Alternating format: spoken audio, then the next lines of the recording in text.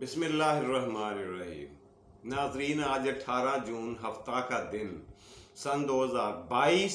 आपका अपना मेज़बान जावेद इकबाल नए प्रोग्राम के साथ आपकी खिदमत में एक दफ़ा फिर से हाजिर है। सुबह का वक्त, सुहानी सुबह, खूबसूरत मॉर्निंग। सो गुड मॉर्निंग, सुबह खैर एंड अस्सलाम वालेकुम एवरीबॉडी। कैसे हैं आप सब लोग? ठीक हैं, फ्रेश हैं, तंदुरुस्त हैं? अल्लाह आपको खुश व खुर्रम रखे, आमीन जी। तो हम सुबह के प्रोग्राम में पहला हमारा सेगमेंट हुआ करता है तारीख़ हिंदुस्तान। जी, तारीख़ हिंदुस्तान में हम सफ़र करते करते, सैर करते करते, आपस में गुफ्तगू करते करते पहुंच चुके हैं मुगलिया सल्तनत के दूसरे दौर में। पहले दौर में 2 बादशाह गुजरे और दूसरे दौर में तीसरे मशहूर ज़माना मुग़ल आज़म अकबर जलालुद्दीन अकबर के टेन्योर को, उसके दौर को, उसकी बादशाहत को देख रहे हैं, उसका बगौर जायज़ा ले रहे हैं और आपस में शेयर कर रहे हैं। जी पहुँचे, ये तो मैंने आपको बता दिया था कि 1556 में इसका दौर शुरू हुआ है जलालुद्दीन अकबर का। 1556 में ये बादशाह बना है ईस्वी में और 1605 तक रहा। तकरीबन 50 साल बनते। ये इसका टेन्योर था, किसका? अकबर बादशाह का, मुगल आजम का। यानी यूं कहें कि तमाम मुगल बादशाहों में से, पहले तो आपको ये बता दूं कि 300 साल तक इन्होंने हुकूमत की, मुगलों ने हिंदुस्तान पर। और इन 300 सालों में, 3 सदियों में टोटल 15 मुगल हुक्मरान गुजरे हैं। लेकिन 15 में से जो पहले 6 हैं, सही मायनों में हुक्मरानी, बादशाहत उन्होंने ही की है। उसके बाद फिर डंग टपाने वाली बात, फॉर द टाइम बीइंग या टेम्परेरीली रस्मो रवाजन चलता रहा है सिलसिला। लेकिन जो पहले 6 बादशाह थे वो वाकई बादशाहत करके गए हैं, हिंदुस्तान पर, तख्ते दिल्ली पर हुक्मरानी करके गए।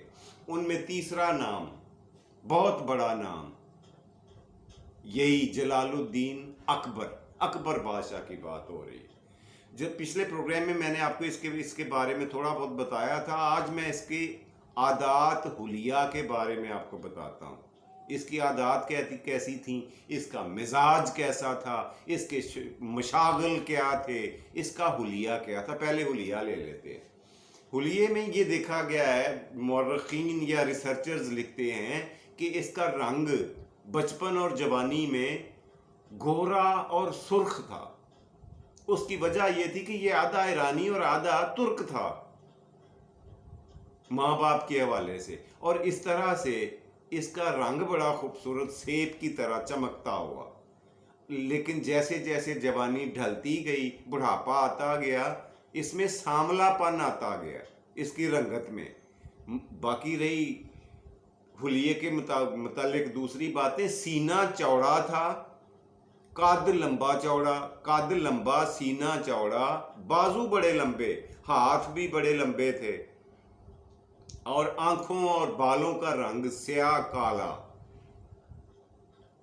और ये जवानी में या नौजवानी में बड़ा बेरहम और सख्त गिर आदमी था। मगर जैसे जैसे उम्र ढलती गई, बुढ़ापा आता गया, इसके दिल में नरमी पैदा होती गई, इसके मिजाज में मेहरबानी आती गई। शुरू में इसने काफ़ी सख्ती से काम लिया।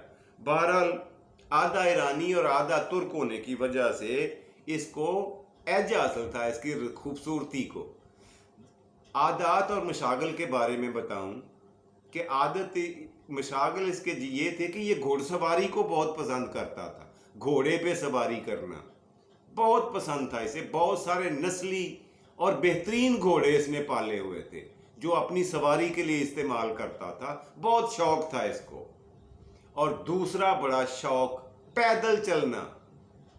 पैदल चलने का आलम यह था, रिसर्चर्स लिखते हैं कि एक दिन में ये 60 किलोमीटर तक पैदल चल सकता था आराम से। और ये सिर्फ कहने कहाने की बात नहीं है, इसका अमली मुजाहिरा भी इसने कई मर्तबा किया।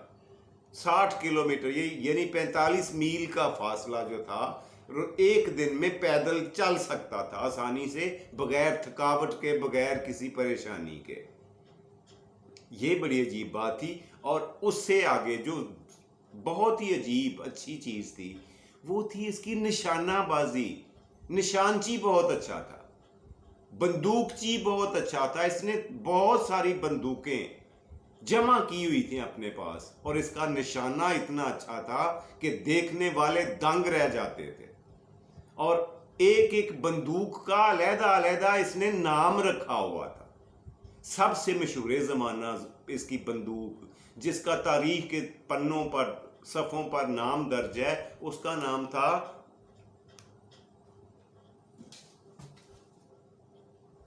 दुरुस्त अंदाज। जो बेहतरीन इसकी बंदूक पसंदीदा थी उसका नाम था दुरुस्त अंदाज। ये बंदूक का नाम था इसकी, इसने अपनी बंदूक का ये नाम रखा हुआ था, दुरुस्त अंदाज। अच्छा, बात यह है कि इस बंदूक से इसने तकरीबन कमोबेश 19,900 से ज्यादा निशाने लगाए, और ठीक ठीक लगाए। इसी बंदूक से इसने ऐसे ऐसे लोगों को भी शिकार किया, इंसानों को मारा, जिसका तारीख में आगे जाके मैं आपसे जिक्र करूंगा। लेकिन ये बंदूक का नाम याद रहे, दुरुस्त अंदाज। और इसके निशाने जो मशहूर ज़माना थे, इसी बंदूक के साथ 1900 से जायद थे जी। ये इसके मशागिल में शामिल था। अब हुआ क्या कि ये बचपन ही से, जवानी में इसे दाढ़ी रखना पसंद नहीं था। दाढ़ी सारी उम्र अकबर बादशाह ने नहीं रखी, और जो लोग दाढ़ी लेकर इसके सामने आते थे, जिनके चेहरे पे दाढ़ी सजी हुई होती थी, उनको पसंदीदगी की निगाह से नहीं देखता था।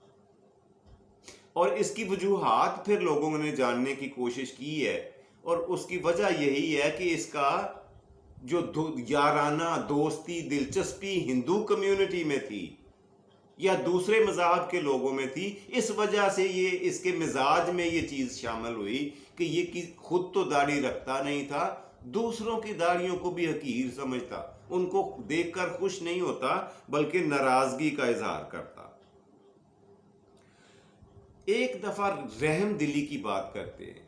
एक दफा इसके बेटे सलीम ने एक जिंदा शख्स की खाल उतरवा दी। कितना बड़ा जुल्म होगा। जब इसकी खबर बादशाह को, इसके बाप को, शहजादा सलीम के बाप यानी अकबर बादशाह को मिली, तो उसने बड़ी अजीब रिएक्शन दिया, रद्द-ए-अमल दिया, और कहा कि एक अजीब सी बात है कि एक ऐसा शख्स जो मरी हुई बकरी की खाल उतरते भी नहीं देख सकता, उसका बेटा यानी शहजादा सलीम एक जिंदा इंसान की खाल उतरवाएगा। ये बड़ा अजीब है, ये तो मेरी समझ से बाहर है। ये अल्फाज थे, तारीखी अल्फाज अकबर बादशाह के, जिससे पता चलता है कि इसके दिल में, इसके मिजाज में रहम दिली और नरम मिजाजी आ चुकी थी। लेकिन जवानी गुजरने के बाद की बात हो रही, जब औलाद जवान हो गई। उसके बाद ये हुआ जी कि 1562 में एक खास वाकया हुआ इसकी जिंदगी का। मैं बताता हूं वो कौन सा।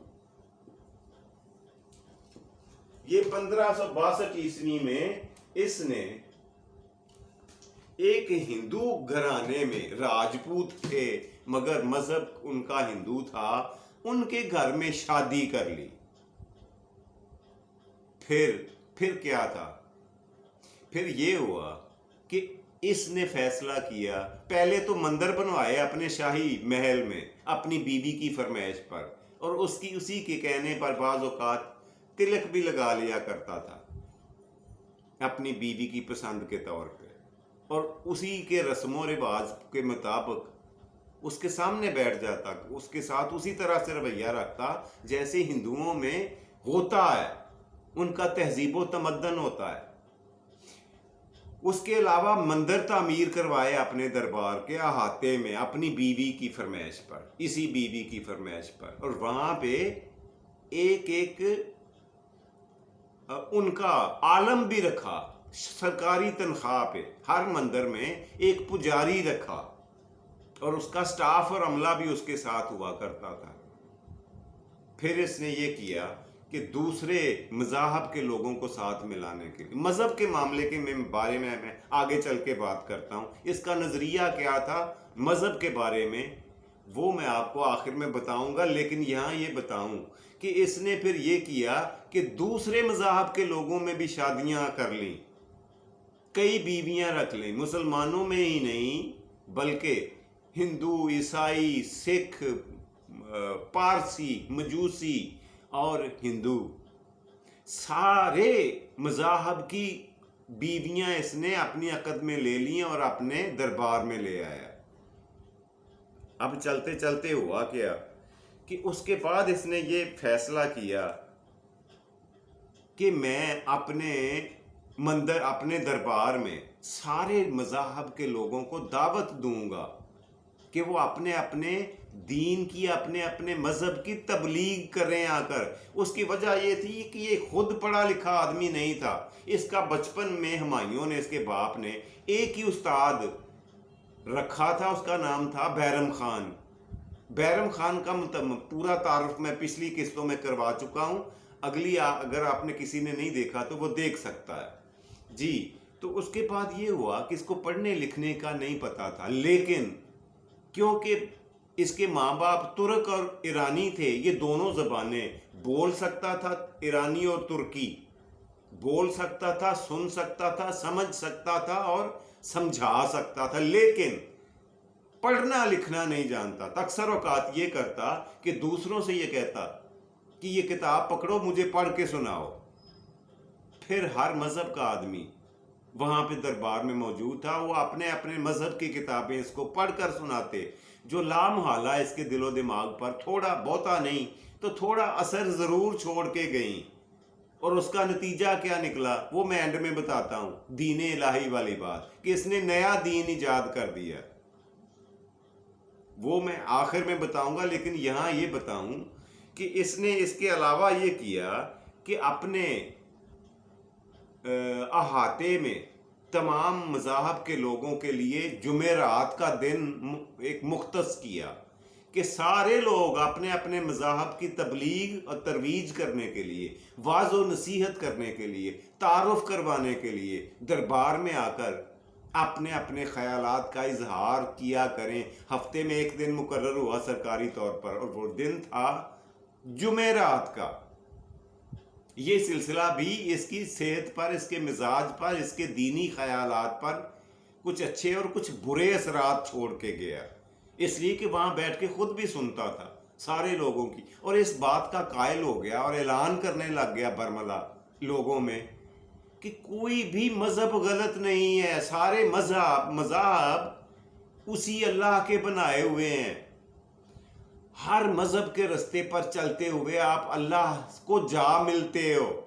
یہ اس کا نظریہ بن گیا, پختہ ارادہ, اس کا مصمم نظریہ اس کے دل و دماغ پر چھا گیا. کیا کہ ہر مذہب سچا ہے, کوئی مذہب جھوٹا نہیں ہے, ہر مذہب انسان کو اللہ کی طرف لے کے جاتا ہے. اب اس میں اس کے پاس دلائل کیا تھے, یا لوگوں کے پاس مورخین نے اس پہ تبصرے کامنٹریز کی ہیں, لیکن وہ بھی ہر ایک نے اپنے اپنے نقطۂ نظر سے اپنے اپنے طریقے سے بات کی ہے. مذہب کے معاملے میں اس نے اپنے پورے ٹینیور پہ, اپنے پورے بادشاہت کے ٹینیور میں کبھی کسی مذہب پر اس نے پابندی نہیں لگائی. نو نو نو نو, سختی سے منع کیا لوگوں کو کہ کسی مذہب کے لوگوں کو تنگ نہیں کرنا. ہر ایک کو یہ پوری آزادی اور حق حاصل ہونا چاہیے ہندوستان میں کہ وہ اپنے مذہب کے مطابق عبادت کرے, کام کرے, اور اپنی مذہبی اور دینی عمارتیں تعمیر کروائے، اور اگر کسی کو ضرورت ہو تو سرکاری خزانے سے اس کی مدد بھی کی جا سکتی ہے تاکہ وہ اپنے عبادت خانوں کی تعمیر کروا سکے۔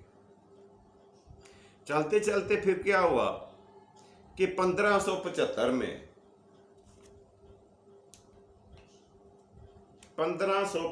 میں آگے چل کر اس نے ایک جگہ پہ بلڈنگ تعمیر کروائی، عمارت بنوائی بہت بڑی۔ 1575 میں اس نے بہت بڑی ایک عمارت تعمیر کروائی، جس کا مطلب اور مقصد یہ تھا کہ اب یہاں پہ سارے لوگ اکٹھے ہوں گے اور اپنے مذہب کی ترویج اور تبلیغ کیا کریں گے۔ اس کا اثر کیا ہوا کہ اس نے تمام مذاہب میں سے چھوٹی اچھی اپنے تئیں اپنے مطابق تمام مذاہب میں سے اچھی باتیں جمع کرتا گیا، سٹور کرتا گیا اپنے دماغ میں، یا کسی سے کہہ کے لکھواتا گیا۔ اور اس کے مشیروں نے اسے مشورہ یہ دیا، نعوذ باللہ، کہ جی جو مذہب 5 صدیاں پوری کر جائے وہ تقریباً عملی طور پر متروک ہو جاتا ہے، نعوذ باللہ، اس میں ہمارا اسلام بھی شامل تھا۔ اس کے مشیروں نے یہ مشورہ دیا، اور پھر نتیجہ کیا ہوا کہ اس نے پوری ٹیم بنائی اور ہر مذہب میں سے کچھ اپنی مرضی کی چیزیں اکٹھی کر کے، اصول ہر مذہب میں سے لے کے ایک نیا دین متعارف کروایا، جس کا نام دین الہی رکھا۔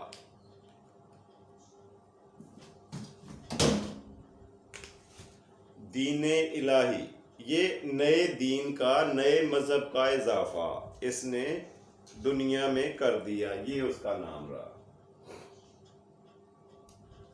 بہت سارے حلقوں میں اس حرکت کو ناپسندیدگی کی نگاہ سے دیکھا گیا، خاص طور پہ مسلمان جتنے علماء اکرام تھے انہوں نے سختی سے اس بات کی مخالفت کی، مگر سارے ہندوستان میں اس کی بہادری کے، اس کی سوچ کے ڈنکے بجنا شروع ہو گئے۔ تمام مذاہب کے لوگوں نے اس کا پیروی کرنا شروع کر دی، اس سے پیار محبت کرنا شروع کر دیا، اور اس کو اپنا ان داتا اور یہاں تک کہ بہت بڑی کوئی مذہبی شخصیت ماننا شروع کر دیا۔